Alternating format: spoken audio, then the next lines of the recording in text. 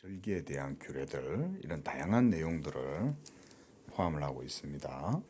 그래서 무엇보다 레위기가 하나님의 제사, 하나님을 섬기는 이런 예법들, 이런 것들을 보여줌으로써 우리가 이 레위기는 한마디로 말하면 모두가 이런 제사 의식들이 예수님을 보여주는 것이다. 이렇게 이제 우리가 생각을 하고 이 내용을 보시면 됩니다. 그리고 거기에는 계속해서 이 짐승의 그 피, 짐승의 생명, 한마디로 이 속죄 제물의 생명이 요구가 되고 그것을 통해 가지고 죄인들이 죄 사함을 받고 이런 내용들이 이제 주된 내용들이죠.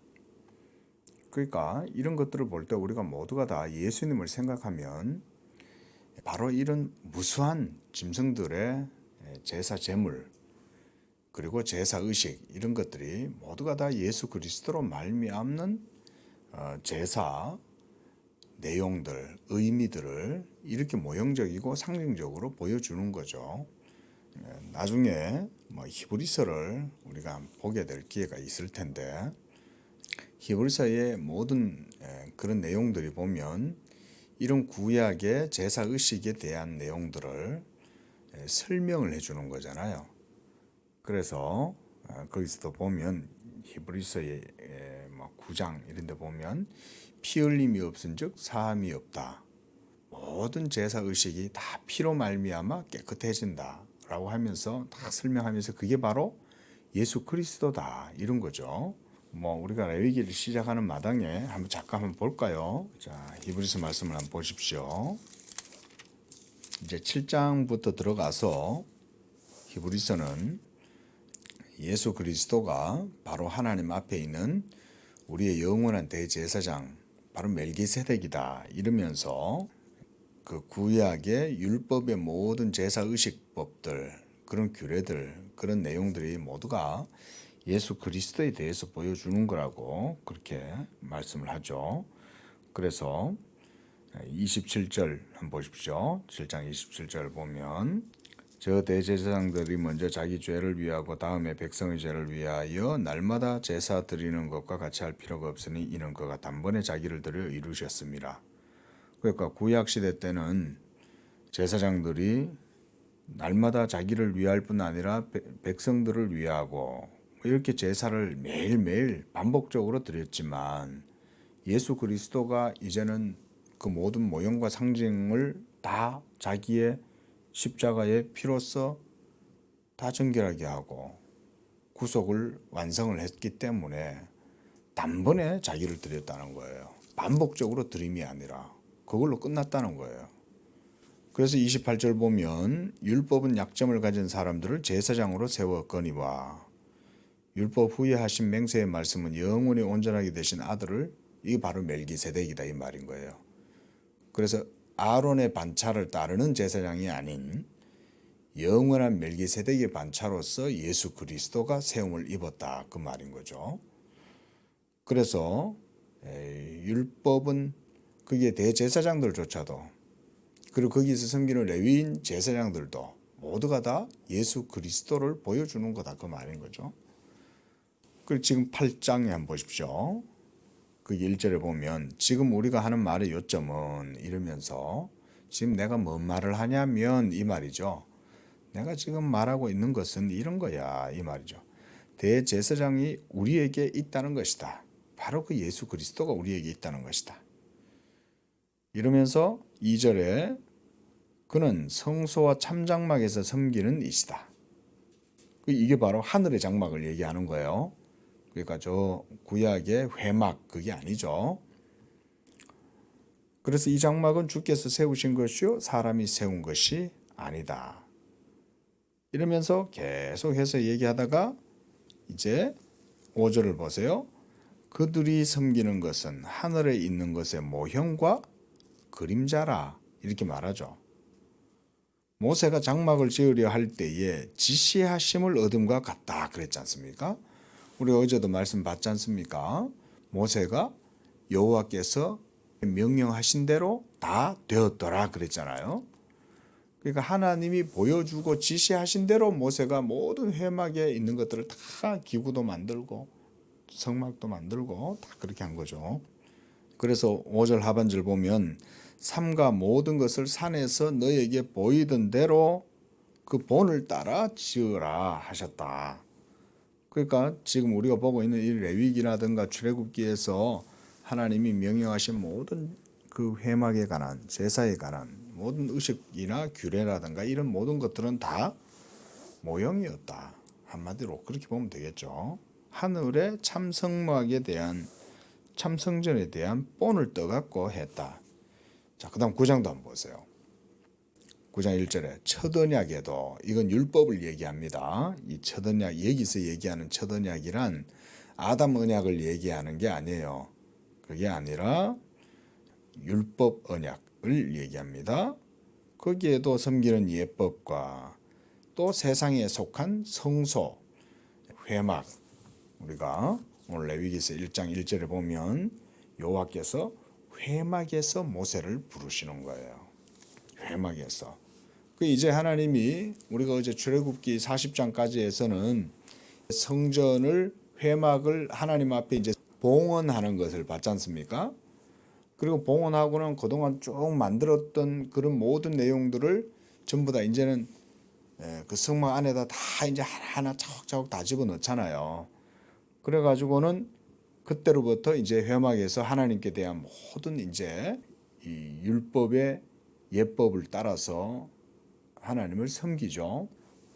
그리고 히브리서 9장 2절을 보면 예비한 첫 장막이 있고 그 안에 등잔대 상과 진설병 이는 성소라 일컫고 또 둘째 휘장 뒤에 있는 장막을 지성소라 하고 그 다음 금향로와 사면을 금으로 싼 언약궤가 있고 그 안에 만나를 담은 금항아리 아론의 쌍난 지팡이 언약의 돌판이 있고 그 위에 속죄소를 덮은 영광의 캐롭 그룹들이 있으니 이것들에 대해서는 낱낱이 말할 수 없다.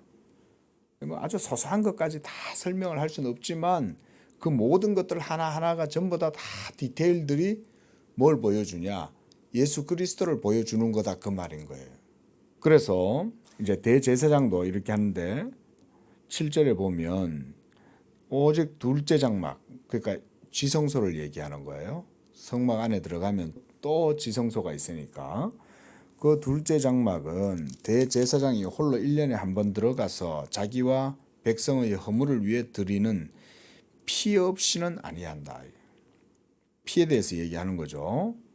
그래서 10절에 보면 이런 것은 먹고 마시는 것과 여러 가지 씻는 것과 함께 육체의 예법일 뿐이며 개혁할 때까지란 이 말입니다. 예수 그리스도가 오셔가지고 모든 율법의 의식이라든가 규례라든가 죽이는 문자라든가 이런 것들을 타파하고 완전히 십자가로서 생명과 의를 완전히 이루어서 개혁할 때까지 그 얘기예요. 여기서 개혁할 때란 예수 그리스도가 오실 때까지 그 말입니다. 한마디로. 그래서 11절에 보면 장래 좋은 일의 대제사장으로 예수께서 오시고 그래서 손으로 짓지 아니한 이 창조에 속하지 아니한 더 크고 온전한 장막 즉 예수 그리스도 그분 자신의 몸으로 이루시는 성전 이 말입니다. 그리스도의 몸이 바로 성전이 되니까 그래서 12절에 염소와 송아지의 피로 아니하고 오직 자기의 피로 영원한 속죄를 이루사 단번에 성소에 들어갔다. 그리고 18절 보세요. 첫 언약도 피 없이 세운 것이 아니니 그랬잖아요. 우리 지금 봤지만은 모든 걸 다 피가 이제 중요하죠. 제단불에 바르고 그 피는 제단 밑에 뿌리고 이러면서 그 피에 대한 규례들이 다 있지 않습니까? 그리고 22절 보십시오. 율법을 따라 거의 모든 물건이 피로써 정결하게 되니 피 흘림이 없은즉 사함이 없다. 그리고 23절 보십시오. 하늘에 있는 것들의 모형은 그러잖아요. 히브리서 기자가. 저는 개인적으로는 히브리서는 사도 바울이 썼다 이렇게 생각을 합니다. 뭐 저자가 익명이긴 하지만 사도 바울만큼 이렇게 구약에 대해서 정통한 사람도 없는 거죠. 그래서 이런 모형들은 이런 짐승의 피로서 정결하게 할 필요가 있다. 예법으로 규례들로 정결하게 할 필요가 있다는 거죠. 그래서 하늘에 있는 그런 것들은 이것들보다 더 좋은 제물, 그러니까 짐승이나 흠이 있는 사람이나 연약한 그런 제사장들이나 이런 것들을 통해 가지고 깨끗하게 하는 게 아니라 영원하신 하나님의 아들, 흠 없는 하나님의 아들, 바로 그 어린 양 예수 그리스도를 통해서 이런 제물로 하는 것이다. 그래서 24절 보십시오. 그리스도께서 참것의 그림자, 참것의 그림자는 바로 모세의 성막을 얘기하는 거예요. 그래서 손으로 만든 그 성소에 그리스도가 들어가지 않고 바로 하늘에 들어가셨다는 거예요. 영원한 하늘에, 하늘의 성전에. 그래서 이제 우리를 위하여 하나님 앞에 나타나시고, 그 다음 해마다 다른 것에 피로써 성소에 들어가는 것 같이 매일 날마다 짐승을 잡고 이렇게 해서 들어가는 것 같이 하지 않고 자주 자기를 드리려고 아니하실지니, 예수님이 뭐 또 십자가에 못 박히고 또 십자가에 못 박히고 이렇게 하지 않죠. 단번에 영원히 자기를 하나님께 드리셨기 때문에 이제 우리는 예수 그리스도를 믿으면 그의 단번에 이루신 모든 속죄로 말미암아 우리의 모든 죄가 다 사함받는 거예요. 오늘 또 우리가 또 죄를 지을 수 있어요. 또 죄를 지을 수 있음에도 불구하고 우리는 예수를 믿기 때문에 영원하신 하나님의 그 단번에 이루신 속죄로 말미암아 우리는 이미 깨끗해진 거예요. 앞으로 지을 죄조차도 예수 그리스도의 속죄 은혜로 말미암아 깨끗해진 거예요. 그러니까 우리는 날마다 하나님 앞에 예수의 이름으로 회개하면 되는 거예요. 그래서 히브리서 9장 26절입니다. 만약에 그렇게 한다 그러면 날마다 자기를 하나님 앞에 드려야 될 거 아니에요. 그죠? 그러니까 그게 뭐라 그래요? 그가 세상을 창조한 때부터 자주 고난을 받아야 될 것이 아니겠냐. 하지만 그렇게 하지 않는다는 거죠. 그래서 이제 자기를 단번에 제물로 드려 죄를 없이 하려고 세상 끝에 나타났다. 세상 끝에. 자, 뭐 그다음 10장에도 보면 율법에 대한 얘기를 합니다. 자, 전부 다 이런 내용들이 뭐냐? 한마디로 이 10장까지 이제 그 설명을 하죠. 바로 예수 그리스도를 통해서 이루시게 되는 모든 제사 의식이다. 그걸 설명하는 겁니다.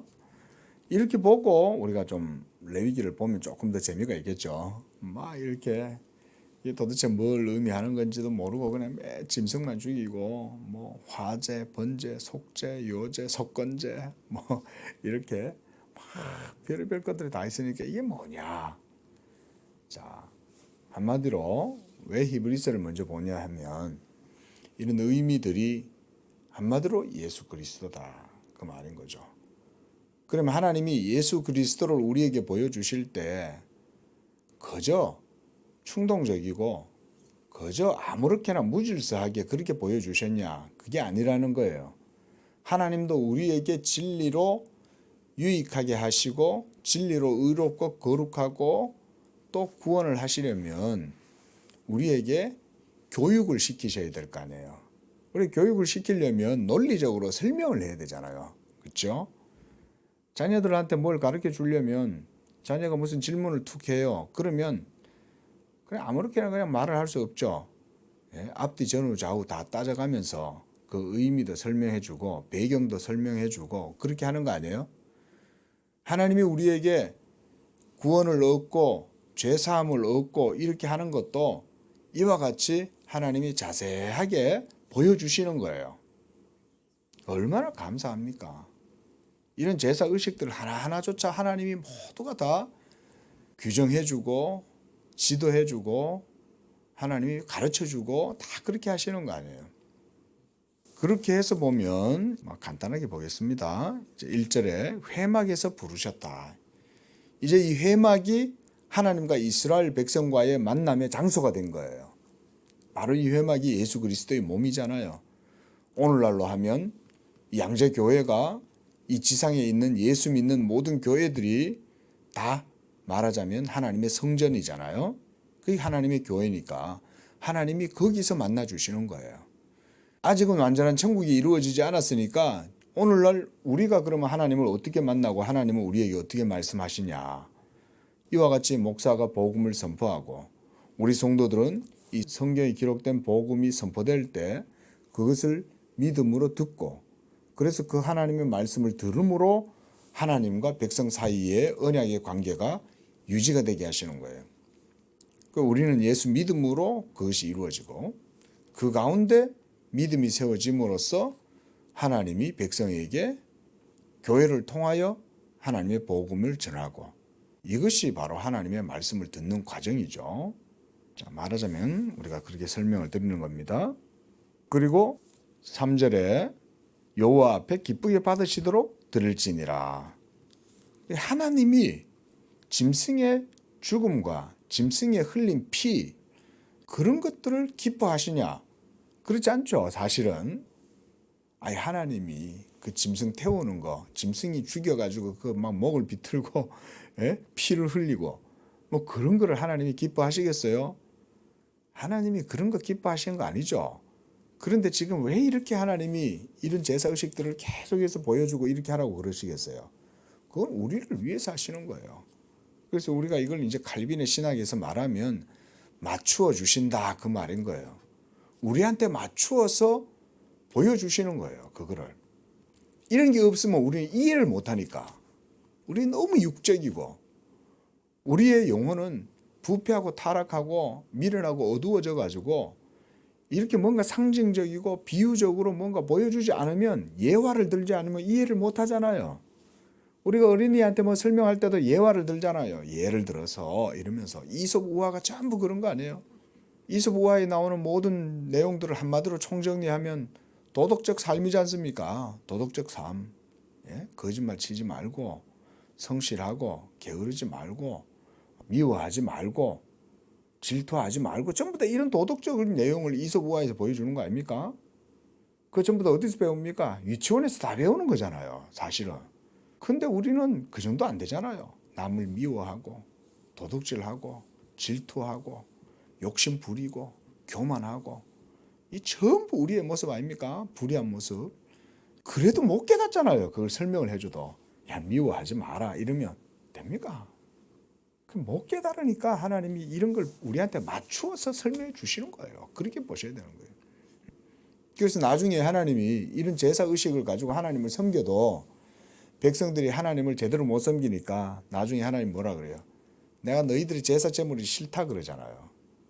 마음에도 없는데 하나님에 대한 공경심과 경외심도 없으면서 제사 제물만 가지고 하나님의 성막을 밟고 그러니까 하나님이 내가 그거 좋아하겠냐. 천천만만의 수양의 기름은 내가 아주 지겹다. 진절머리 난다.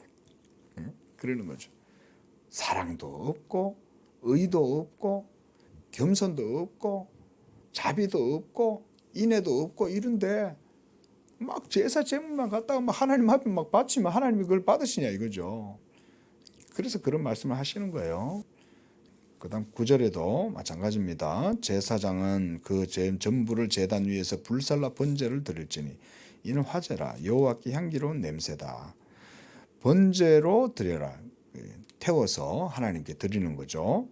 근데 여호와께 향기로운 냄새라는 얘기도 하나님이 그 뭐 고기 태우는 거 야 하나님도 어디 숯불 구이집에서 나오는 고기 냄새처럼 그런 거 좋아하시나 보다. 그런 게 아니죠.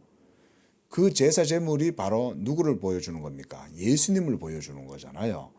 그 예수님을 불에 태운다는 얘기는 불사른다는 것은 완전히 그걸 소멸을 시키는 거잖아요. 그걸 통해 가지고 예수 그리스도의 제사가 온전히 모두가 다 하나님께 드려지는 거죠. 그래서 불로 태우면 위로 올라가잖아요. 그리고 그 몸을 완전히 죄로 만들어서 없애잖아요. 그럼 그렇게 없앰으로써 그것이 온전하게 하나님께 드려진다는 것을 상징적으로 보여주는 거예요. 그리고 그때 피어나는 냄새, 연기 냄새가 하나님이 그걸 맡으신다는 얘기는 예수 그리스도의 그 모든 희생 제사 제물을 하나님이 그와 같이 기쁘게 받으신다는 의미죠. 이제 여기서부터 향기로운 냄새라는 말은 그렇게 보시면 돼요. 모두가 다 동일합니다. 하나님이 받으신다. 자, 여기서 하나님이 받으시는 것은 하나님이 주시는 것으로 봤죠. 그래 이제 이런 이제 명제를 여러분들이 기억하시면 좋습니다. 하나님이 오늘날 우리의 기도를 들으시고 여기에서 여러분들이 드리는 예배와 여러분들이 드리는 모든 하나님께 대한 신앙의 행위들을 받으실 때 무속인들처럼 아니면 세상의 불자들처럼 아니면 무슨 정한수 떠다 놓고 하는 그런 사람들처럼 그런 사람들의 열정을 받으시는 게 아니에요.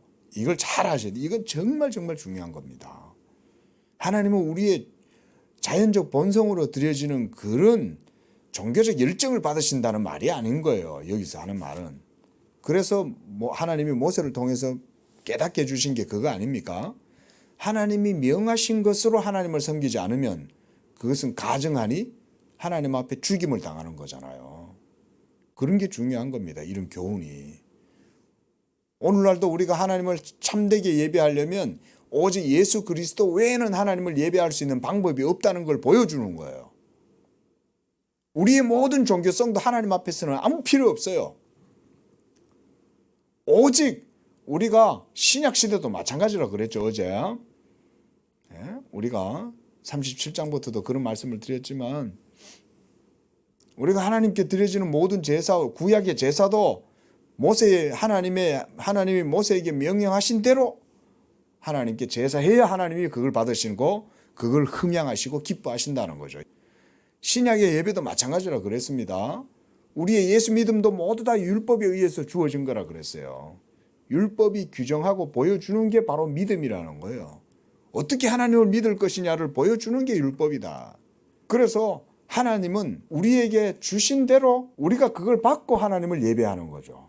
그래야 하나님이 그 예배를 받으시는 거예요. 그게 바로 신약의 예배인 거예요. 이런 게 중요한 거죠. 이걸 모르고 자기 의로, 자기 열정으로, 자기 어떤 종교적인 어떤 의지로 하나님 앞에 막 뭔가 제사를 지내야 돼. 이런 무당이나 똑같은 거예요, 그게. 이게 완전히 기독교가 본질적으로 다른 거예요, 세상의 종교하고. 그러니까 신약의 시대에는 하나님께 예배하기 위해서는 복음이 선포되어지는 게 제일 중요하고 이 복음이 선포될 때 우리 성도님들은 이 복음을 믿음으로 듣는 거예요. 목사의 선포되는 말씀을. 그럼 그걸 들음으로써 여러분들 가운데 성령이 역사하시고 그 속에 다 신학이 있는 거예요. 신학이. 이런 우리의 예배 속에도 신학이 있습니다. 이거 그냥 우리끼리 모여갖고 뭐 하자 이런 게 아니에요. 여러분들이 열심을 가지고 나오시는 거는 좋아요. 날마다 하나님 앞에 항상 드리는 것도 좋아요. 하지만 그거는 말하자면 형식이 불과합니다. 더 중요한 건 뭡니까? 이렇게 나올 때마다 우리가 하나님의 말씀을 따라서 그 말씀을 믿고 기도하고 예배하고 그 말씀을 듣고 이런 게 더 중요한 거죠. 그런 게 없으면 무당하고 똑같다고 생각하시면 되는 거예요. 그게 없으면. 자, 제가 지금 이렇게 1장부터 4장까지 내용을 굳이 얘기를 자세하게 안 드리는 거는 지금 본질적인 얘기를 먼저 드리는 겁니다. 이런 거예요. 그 구약시대 때는 오늘날처럼 이렇게 예배 안 드렸잖아요. 그렇죠? 우리는 지금 짐승을 안 잡잖아요. 지금은 예수 그리스도의 복음을 선포하고 그리고 이 복음이 선포되어질 때 우리 안에 예수 믿음으로 성령이 우리 가운데 거하시고 믿음으로 하나님을 예배하고 이러면 이것이 구약에 드리는 제사보다 훨씬 더 수준 높고 훨씬 더 하늘의 본질적인 그런 참 예배와 같은 형식으로 이루어지는 거잖아요. 그래서 예수님도 사마리아 여인한테 너희가 아버지께 참으로 예배할 때가 오나니 그랬잖아요. 신령과 진리로 예배할 때가 온다. 지금 바로 우리가 드리는 이 예배가 구약은 그걸 모형으로 보여주는 거죠. 이렇게 보시면 이제 좀 이해가 되시죠, 그렇죠? 그래서 2장에는 바로 그런 형식으로 주어지는 거고 또 소제의 예물, 소제는 4절에 보면 소제의 예물을 드리려거든 고운 가루에 기름을 섞어서 만든 무교병, 유교병은 안 돼요. 누룩이잖아요. 유교병은 말하자면 미생물이 작용해서 화학적 반응을 통해 갖고 그 가루의 성질이 변하잖아요. 그러면 안 되는 거예요. 왜냐하면 그리스도의 몸, 순결한 몸을 보여주는 거예요. 그렇죠? 이 그리스도의 순결한 몸을 보여주는 것이기 때문에 하나님이 이렇게 유교병으로 아니하고 무교병으로 하라는 거예요. 그러니까 이건 그리스도의 몸을 보여준다 이렇게 생각하시면 됩니다. 그리고 그 모든 소재물에는 또 11절에 누룩을 넣지 말라. 그 다음 누룩이나 꿀을 넣지 말라는 거예요. 괜히 사람 입맛에 달콤하게 하지 말라는 거죠. 우리가 이거는 굳이 해석을 해보자면 적용해보자면 복음도 마찬가지인 거예요. 순수한 복음. 꿀을 넣지 말라는 거예요. 그 소재 제물에. 달콤한 거 괜히 넣는다고 해서 하나님이 그걸 기뻐하시지 않는다는 거죠. 목사가 설교하면서 온갖 미사여구, 문학적인 기법 이런 것을 써가면서 막 설교를 사람들 듣기 좋도록 할 필요가 없는 거죠. 오직 예수 그리스도의 순수한 복음 그 자체가 우리에게 몸이잖아요. 그리스도의 몸이잖아요. 그게 하나님께 드리는 영적 제사거든요. 우리가 영적으로 어떻게 산제사를 드리냐? 바로 이런 믿음의 방식으로 그리스도의 복음과 진리를 선포함으로 하나님께 영적 제사를 오늘날도 영적 제사를 드리는 거예요. 영적 제사를 말하자면 미사가 아닙니다. 산제사죠. 우리의 그렇게 함으로써 우리를 하나님께 드리는 거예요. 그런 내용도 이 레위기에 나와요. 그리고 3장 6절에 보면 여호와께 예물을 드린 자는 화목제의 제물이 양이면 흠없는 것으로 드리라 하면서 8절에 보십시오. 그 예물의 머리에 안수하고 회막 앞에서 잡을 것이고 아론의 자손은 그 피를 제단 사방에 뿌리라 그래놨죠. 그리고 나머지 모든 내장이라든가 그리고 내장에 덮여 있는 기름이나 그 풀이라든가 이런 것들은 다 그것들도 떼어낼 것이고 11절에 제단 위에서 불사를 찌니 이는 화제로 여호와께 드리는 음식이니라. 하나님이 그걸 드시겠냐 이거죠. 그게 아니라 예수 그리스도를 받으신다 이 말을 보여주는 거죠. 예수 그리스도의 십자가의 모든 희생 제물을 하나님은 그와 같이 받으신다. 그걸 지금 보여주는 겁니다. 계속 피도 나오죠. 그죠? 3장 17절 너희는 기름과 피를 먹지 말라. 너희의 모든 처소에서 너희 대대로 지킬 영원한 규례니라. 이것 때문에 순댓국을 못 먹고 선지국을 못 먹는 거예요. 어떤 분들이.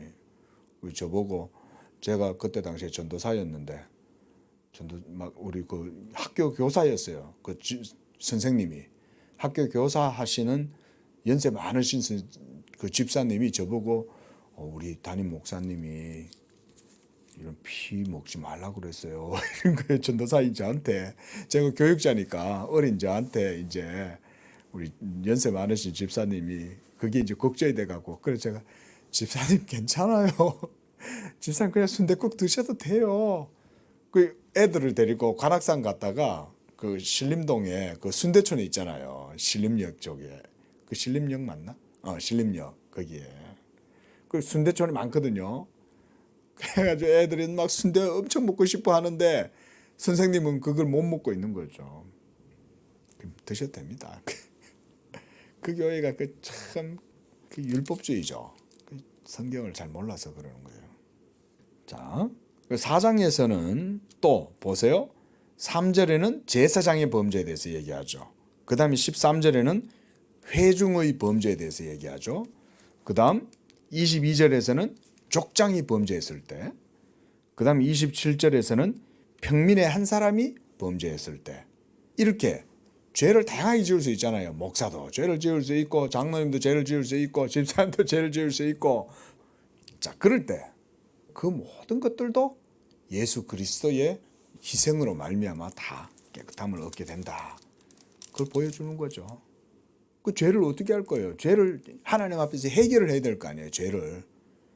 근데 그런 모든 죄의 해결도 다 이와 같이 그리스도의 희생의 제물로 다 깨끗하여진다. 그거를 보여주는 거죠. 죄가 있으면 하나님 앞에 나갈 수 없으니까 자, 이런 의미들로 보시면 됩니다. 기도하겠습니다.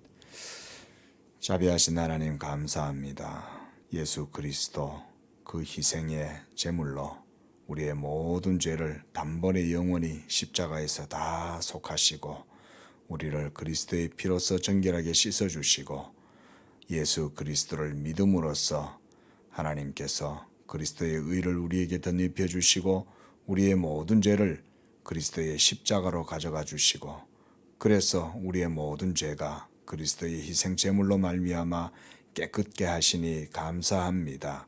오늘 하루도 이 예수 그리스도를 믿음으로 우리가 온전히 하나님께 영광을 돌리고 또 그리스도로 말미암아 의를 힘입고 하나님 앞에 담대히 나아가는 그런 복음의 신앙과 삶이 되도록 축복하여 주시옵소서. 거룩하신 예수님의 이름으로 기도합니다. 아멘.